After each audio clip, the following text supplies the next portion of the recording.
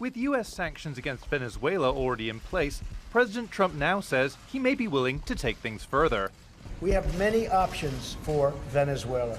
This is our neighbor. This is, we're all over the world, and we have troops all over the world in places that are very, very far away.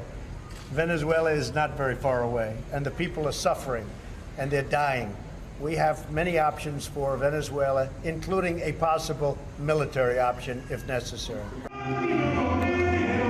Venezuela's government has already dismissed Trump's words as imperial threats and a crazy act. But one former diplomat says it's a threat that should be taken seriously. This is not a drill.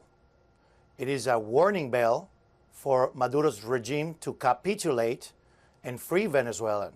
The Venezuelan people have suffered enough, and it's time for Maduro to free Venezuela from his tyranny. Venezuela is facing growing international opposition to its new Constituent Assembly. Many Latin American countries are refusing to recognize any of the new assembly's decisions. And Peru has expelled the Venezuelan ambassador over what it calls the country's break with democratic rule.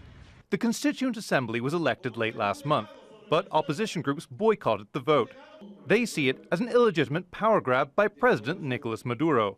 Dominated by Maduro's supporters, it has the power to sideline the existing legislature and rewrite the constitution.